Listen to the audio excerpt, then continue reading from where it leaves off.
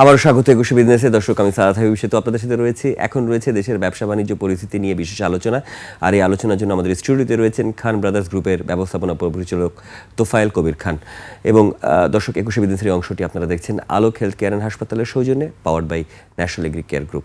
আপনাকে স্বাগত জানাচ্ছি।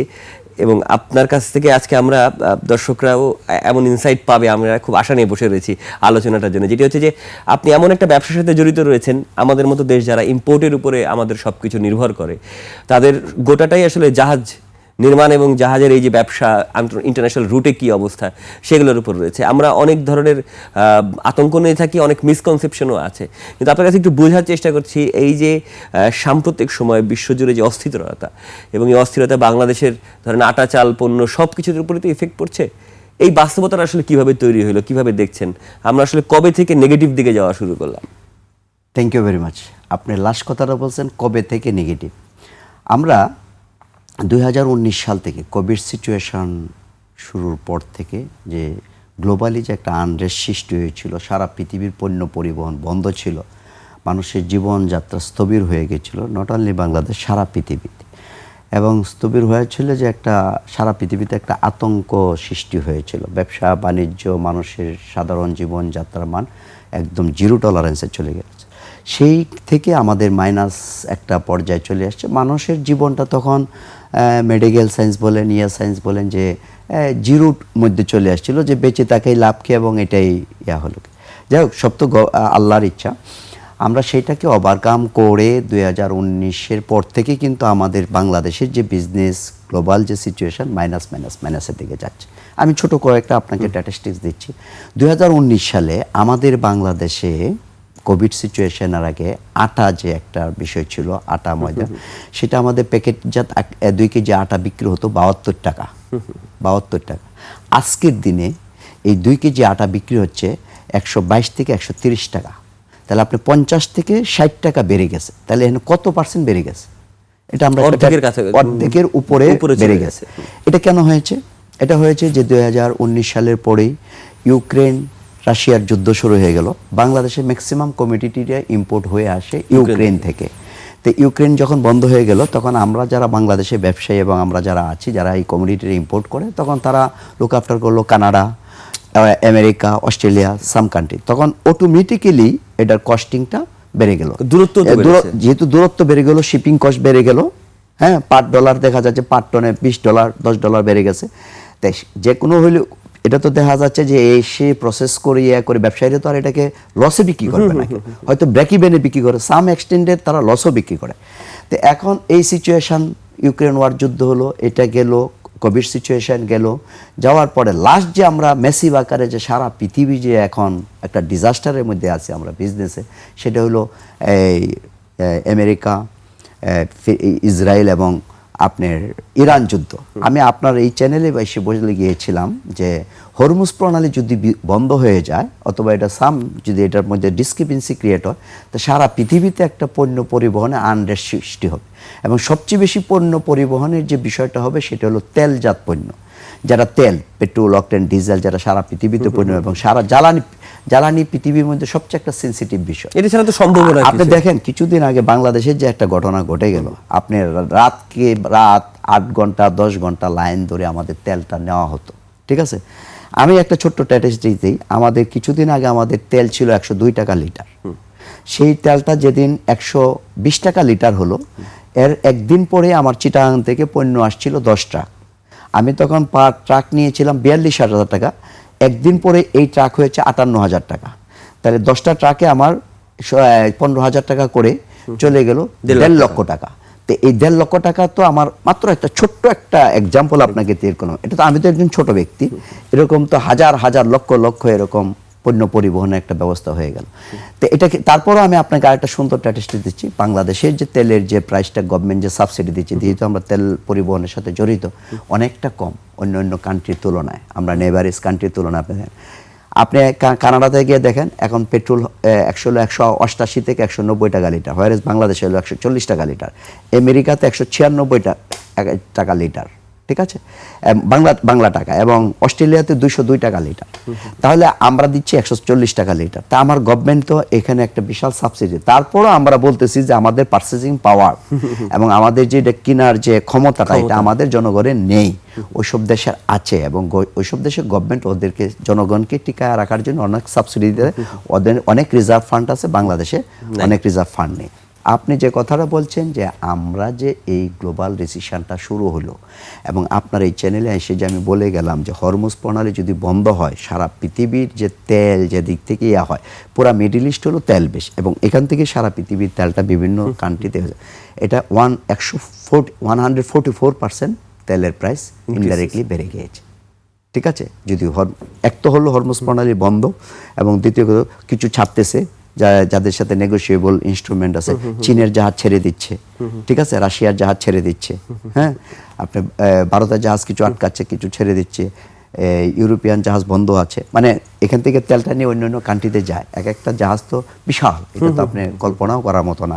1 lakh metric ton, 2 lakh metric ton, 2,20,000 metric ton পর্যন্ত জাহাজ আছে। আচ্ছা, আমি এই যে জাহাজের বিষয়টা আসছিল, আমাদের মধ্যে এক ধরনের ধারণা রয়েছে যে জাহাজ মনে হয় ইরান থেকে তেল ভরে নিলেই চলে আসা যায়, কিন্তু আমরা এই ক্রাইসিসে মানুষ বোঝা শুরু করছে যে সবাই ইরান পাস করতে পারছে না।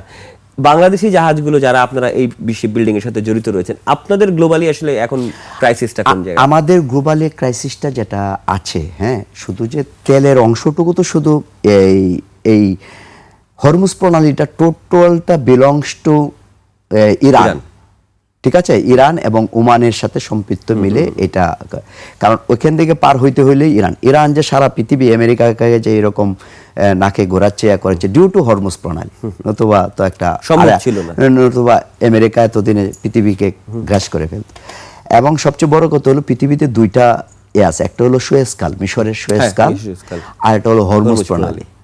এই 2টার দ্বারা যদি আমরা যে কোনো দিশে দ্যাট হয়ে যদি এগুলা যদি আমরা বন্ধ করে দিই, তাহলে পৃথিবীতে পণ্য পরিবহনের যে আমরা একটা টাইম ফ্রেম থাকে, প্রতিটা জাহাজের কিন্তু পার ডের অপারেশন কস্ট, তেল খরচ, মাদার ভেসেলগুলা, এটার একটা বিশাল একটা সেগমেন্ট, একটা স্ট্যাটিস্টিক্স আছে।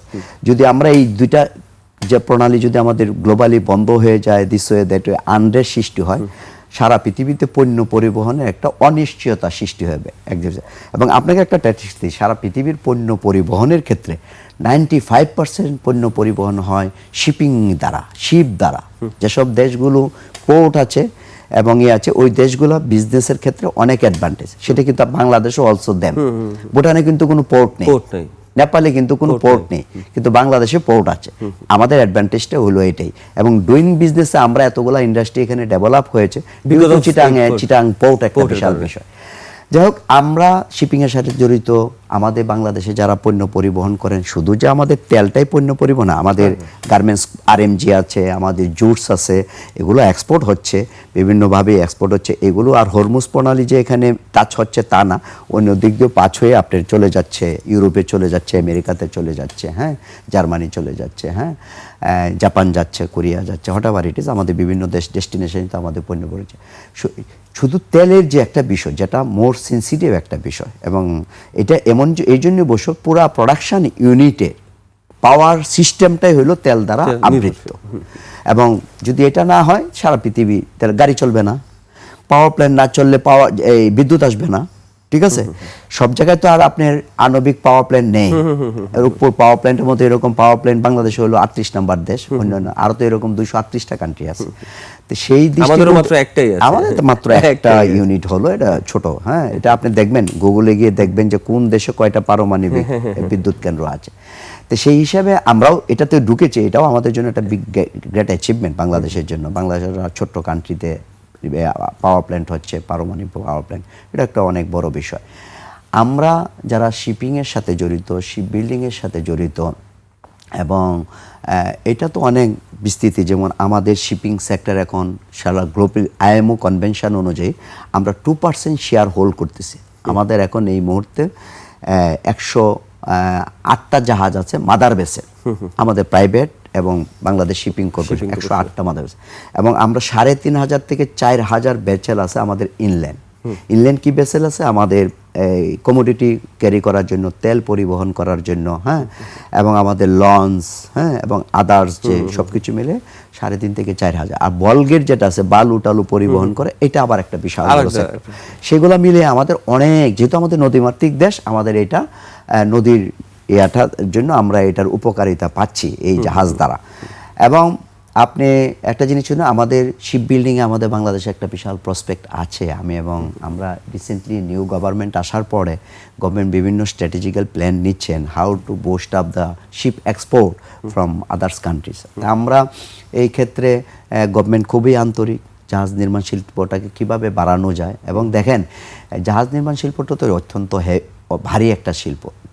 এক সময় ছিল ইউরোপ থেকে চলে আসলো জাপান থেকে চলে আসলো কোরিয়া থেকে চলে আসলো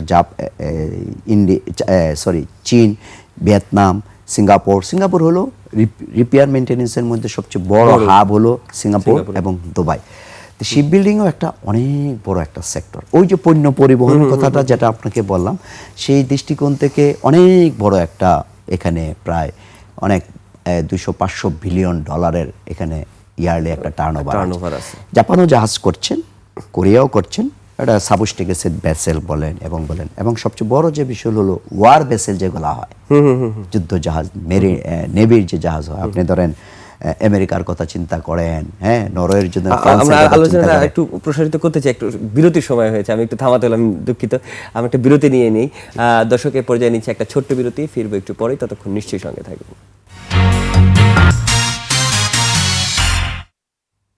আবারও স্বাগত জানাচ্ছি। বিরতির আগে ব্যবসা বাণিজ্য পরিস্থিতি নিয়ে কথা বলছিলাম খান ব্রাদার্স গ্রুপের ব্যবস্থাপনা পরিচালক তোফায়েল কবির খানের সঙ্গে।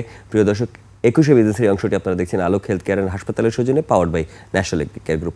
আলোচনায় ফিরছি। তোফায়েল ভাই, আমরা আলোচনা করছিলাম শিপ বিল্ডিংয়ের পুরো গ্লোবাল পার্সপেক্টিভ নিয়ে। এবার একটু আপনার কাছে জানতে চাই যে সরকার ফ্যামিলি কার্ডের কথা বলছে, সরকার চাচ্ছে মূল্যস্ফীতিকে নিয়ন্ত্রণ আনতে, কিন্তু বাস্তবতা হচ্ছে 144% জ্বালানির দাম যদি গ্লোবালি বাড়ে, তার হাতে সব কিছু নাই। এখন আপনাকে দিয়েই বা আপনাদেরকে দিয়েই তার পণ্য আনতে হবে, এমন কি কোনো পরামর্শ আছে কিনা আপনাদের পক্ষ থেকে, যে এইটা আসলে সরকার হয়তোবা তাদেরও আসলে মানতে হবে যে বিএনপি 17 বছর ধরে ক্ষমতার কোনো হিসাবের সাথে তারা নাই, এটা বাস্তবতা। সুতরাং তাদের জন্য এটা নিউ এক্সপিরিয়েন্স, সেই দিকটা আপনি কোনো পরামর্শ দিবেন কিনা? সামনে যেহেতু বাজেটও আছে। থ্যাংক ইউ, আপনাকে একটা ভালো কথা বলছেন। জাহাজ নির্মাণ নিয়ে সাথে কথা বলছেন, কিছু স্ট্যাটিস্টিক্স আপনাকে দিয়েছি। আপনি একটা জিনিস চিন্তা করেন, আপনি একজন ধরেন ওই বার্জার পেন্টস আপনি চালাচ্ছেন, ঠিক আছে? এই 17 বছর আমি বার্জার পেন্টের এমডি। আমি চুরি করেছি, দাড়ি করেছি, মিসম্যানেজমেন্ট করেছি, হ্যাঁ, লোক নিয়োগ দিয়েছি, অনেক কিছু করেছি, হ্যাঁ, ভালো করেছি, খারাপ করেছি। আপনি যদি আইসে আবার, আমি চালাইলাম 17 বছর, আমি বার্জার পেন্টে এমডি ছিলাম, আপনি এসে এই 17 বছর পরে আপনি বার্জার পেন্টের এমডি হিসেবে এসে দায়িত্ব নিলেন। নেওয়ার পরে আপনি যা হয়েছে সমস্ত দায়িত্ব আপনাকে মাথায় নিয়ে আপনি চলতে হবে, ঠিক আছে? পজিটিভ নেগেটিভ যাই বলেন, এখন কিন্তু আর রেসপন্সিবল। অলসো লাইক দিস, 17 বছর যে আওয়ামী লীগ এই দেশে যে কাজ করেছে, অনেক অন্যায় কাজ করেছে, 28 লক্ষ কোটি টাকা দেশ থেকে পাচার হয়ে গেছে, আমাদের ব্যাংকিং সেক্টর অলমোস্ট ধ্বংস, আমাদের এনবিআই সেক্টর অলমোস্ট ধ্বংস। মানুষ টাকা রাখার পরে টাকা ফেরত পাচ্ছে না, ব্যাংকে টাকা রাখার পরে একটা চেক 1 লাখ টাকা নিয়ে গেলে 5,000 টাকা দিচ্ছে, 95,000, এই যে ঘুরাচ্ছে অনেকগুলো ব্যাংক, এরকম 10টা 15টা 20টা ব্যাংক। এই যে আস্থাহীনতার যে একটা বিষয় হয়ে দাঁড়াচ্ছে, মানুষ কোথায় টাকা রাখবে, কিভাবে রাখবে, সারা পৃথিবীতেই যে একটা ব্যাংকিং চ্যানেলে যে ফান্ড রাখার যে বিষয়, আমাদের এটা একটা অনিশ্চয়তা সৃষ্টি হয়েছে ডিউ টু এই 17 বছরের। বাট হলে পরেও এখন যে নতুন মাঝে 2 বছর একটা গভর্নমেন্ট গেল, 14-15 মাসে, এখন যে গভর্নমেন্ট আসছেন, ওই কথাগুলাকে ওখান উনি এক্সাম্পল হিসেবে দিতে পারেন, বাট তাকে এই দায়িত্ব নিয়েই কিন্তু আপনি চালতে হবে। যেটা আমি আপনার বার্জার পেন্টের একটা উদাহরণ আপনার সামনে তুলে ধরলাম। গভর্নমেন্ট এটাকে স্ক্রিপ্ট করার কোনো সুযোগ নেই। এখন ঘটনাটা হলো গভর্নমেন্ট কিভাবে সুন্দরভাবে দেশটাকে পরিচালনা করবে, এখনো কি সেই আগের পরিস্থিতি কি আছে কিনা দেশে, তা আমি ট্রুলি বলতে চাই, হ্যাঁ। এবং আমি বর্তমান গভর্নমেন্টকে একটা জিনিস অ্যাজ এ বিজনেসম্যান হিসেবে বলতে চাই, আমাদের যে প্র্যাকটিসটা শুরু হয়েছে সমাজে, এটা কিন্তু কমে নাই, এটা বরঞ্চ এখন আস্তে আস্তে আরও বাড়তেছে। আমাদের বিজনেস এক্সপিরিয়েন্স থেকে বলছি, সবাই মনে করতেছে আমার আজকের ভিতর একটা গাড়ির দরকার, কালকের ভিতরে আমার একটা বাড়ির দরকার, আপনি যদি আমেরিকাতে থাকেন, আপনার একটা বাড়ি আপনার লাইফে পাইতে পাইতে 30 বছর লাগবে।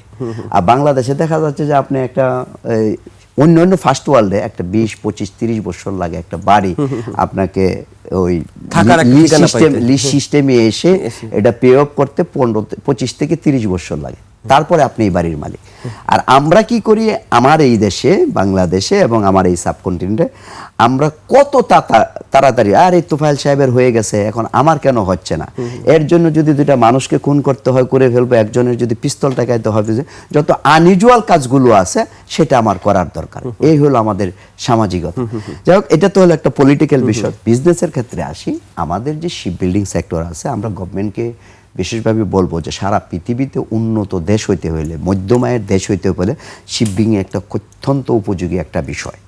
আপনি জাপানের কথা বলেন, কোরিয়ার কথা বলেন, ভিয়েতনামের কথা বলেন, ভিয়েতনাম কিন্তু অনেক এগিয়ে যাচ্ছে এবং শিপ বিল্ডিং এ তারা আমাদের থেকে অনেক আগে। তারা গার্মেন্টস প্রতিটা দেশে, আপনি আজকে সিঙ্গাপুরে কি আছে, ক্যাপেল সিং মেরিন, হ্যাঁ, এবং বড় বড় এসটিএল কতগুলা বড় বড় শিপইয়ার্ড আছে, এদের রেভিনিউ এটা আপনি কল্পনা করেন, হয়তো জিডিপিতে 5 to 10% শুধু শিপ বিল্ডিং আছে। আর পোর্ট তো তাদের আছেই, অ্যারাউন্ড 34% হলো পোর্টে থেকে, এবং সারা পৃথিবীর বড় বড় অফিস এখন সিঙ্গাপুরে একটা হাব হয়ে গেছে। আমরাও মনে করি বাংলাদেশে এটা সম্ভব। মাতারবাড়ি পোর্ট আমাদের হচ্ছে, বিশাল ইনফ্রাস্ট্রাকচার হচ্ছে, জাপানিরা এটা রেস্কিউ করতেছে, জাপানিরা আমাদের 2500 ইকোনমিক জোন করতেছে, বিশাল বড় বড় ইন্ডাস্ট্রি হবে এখানে, হ্যাঁ। এবং আমাদের অ্যাডভান্টেজ একটাই, 18 কোটি লোক, এবং 18 কোটি লোকের মধ্যে সবচেয়ে হলো আমাদের লেবার কস্ট। লেবার কস্টটাকে যদি আমরা কাজে লাগিয়ে, যেটা আমরা গার্মেন্টস, অলরেডি আমরা পৃথিবীর দ্বিতীয় বৃহত্তম এক্সপোর্টার কান্ট্রি হিসেবে আমরা আবির্ভূত হয়েছি গার্মেন্টসের মাধ্যমে, অন্যান্য ইন্ডাস্ট্রির ক্ষেত্রেও আমরা এটা পারবো। বিশেষ করে এখন আমাদের যে বিষয়টা হলো, যে আমি আপনাকে আবারও বলছি, যেহেতু আমি একটা বিষয়ের সাথে জড়িত, শিপ বিল্ডিংয়ে বাংলাদেশে যেহেতু নদীমাতৃক দেশ, এখানে জাহাজ, শিপ বিল্ডিং তো আপনি মাঠের মধ্যে বানাতে পারবেন না, যে কোনো দেশে শিপ বিল্ডিং হবে না। আমাদের দেশে শিপ বিল্ডিং হওয়ার জন্য একটা উপযুক্ত প্লেস, কারণ আমরা ডেল্টা, আমাদের পানি আছে, আমাদের নদীর পাড়ে আমাদের জাহাজ তৈরি করার জন্য। এবং আমাদের দেশে কিন্তু যে শিপ বড় হবে, মাদার ভেসেল হবে, নট লাইক দ্যাট। ছোট লাইটারাস বেসে ধরেন 5000 ডিডাব্লিউটি থেকে 10-15,000 ডিডাব্লিউটি পর্যন্ত জাহাজ আমরা তৈরি করতে পারি। এটারও একটা গ্লোবালি বিশাল ডিমান্ড রয়ে গেছে। ইতিমধ্যে আমরা অনেক জাহাজ এক্সপোর্ট করেছি, জার্মান, হ্যাঁ, নেদারল্যান্ড, এতে আমরাও আশা করি যে গভর্নমেন্ট এই ক্ষেত্রে স্পেশালাইজড যদি কিছু করে। সামনে বাজেটে আমাদের এক সময় ছিল শিপ বিল্ডিং এ যারা অ্যাজ ওয়েল এজ নর্মাল করার জন্য, যারা এক্সপোর্ট করে তারা তো বন্ডেড ফেসিলিটি পাবে। এমনিও যে লোকালি যে আমরা শিপ বিল্ডিং ডেভেলপ করবো, আমাদের ডিউটি ছিল 1%, সেটাকে গভর্নমেন্ট আস্তে আস্তে নিয়ে 16% ধরাইছে। এখন দেখেন বাংলাদেশে যে ট্যাক্সের যে বিষয়, যে ট্যাক্সের যে অত্যাচার এই দেশে চলতেছে, এবং যে আপনি সবাইকে একটা পয়েন্টে নিয়ে আসেন না কেন। আপনি কানাডার এক ড্রাইভার, সেও 5 টাকা দিচ্ছে, আমি কানাডার বিলিয়নিয়ার, আমিও 1 টাকা দিচ্ছি, মানে আমি একটা বার্গার খাচ্ছি, ও 1 টাকা দিচ্ছে, আমিও 1 টাকা দিচ্ছি। আমার দেশে হইতে হলো যে তোফায়েল সাহেব ইন্ডাস্ট্রি বানাইছে, খালি তোফায়েল সাহেবই ধরো, ঠিক আছে না? তা আমার সবার লোকে 18 কোটি লোক আছে যারা বিভিন্ন পেশার সাথে সম্পৃক্ত, সবাইকে ট্যাক্সের আওতা আনা হোক। এনে কেউ যে ভাই তোমাকে সবাই স্ল্যাব 5% করে দাও না, 5 টাকা দাও, 10 টাকা দাও, 100 টাকা দাও, তাহলে একজনের উপরে তো আইসা জাপায় পড়তে হয় না। আপনি যেহেতু ট্যাক্সের সাথে জড়িত, আপনাকে অমুকটা তমুকটা এইটা সেটা, সারা পৃথিবীতে ব্যাট হলো ওয়ান টাইম পেবল। বাংলাদেশে দেখা যাচ্ছে সম্পূরক ব্যাট, অমুক ব্যাট, তমুক 6 লেয়ারে 7 লেয়ারে 6 থেকে 7 লেয়ারের ব্যাট আপনি ইম্প্রেশন। ওয়ান সেটআপ 1992-তে যেটা আমাদের 91-এ যেটা আমাদের সাইফুর রহমান সাহেব করে গিয়েছিলেন, ব্যাট দেওয়ার পরেই তো আমাদের ইকোনমি বুস্ট আপ হয়েছে। আমরা এখন 6-7 লক্ষ কোটি টাকার বাজেট করি, হ্যাঁ, 60 বিলিয়ন 70 বিলিয়ন ডলারের বাজেট করি, কিন্তু আগে তো আমরা কত ডলারের বাজেট করতাম। অসংখ্য ধন্যবাদ। আমরা খুব দারুণ কথা বলছিলাম, আপনার সাথে কথা বলে খুব ভালো লাগছিল, খুব ফ্যাক্ট নিয়ে বলছিলেন। অনুষ্ঠান আজকের মতো এখানেই শেষ করছে। ধন্যবাদ আপনাকে। থ্যাংক ইউ আপনাকে। দর্শক, এতক্ষণ দেশের ব্যবসা বাণিজ্য পরিস্থিতি ও নানা দিক নিয়ে করণীয় কথা বলছিলাম খান ব্রাদার্স গ্রুপের ব্যবস্থাপনা পরিচালক তোফায়েল কবির খানের সাথে। নিচ্ছে একটা বিরতি, ফিরবো 2:30 মিনিটে আবারও 21শে বিজনেসের আয়োজন নিয়ে। দেখার আমন্ত্রণ রইল 21শে সঙ্গে।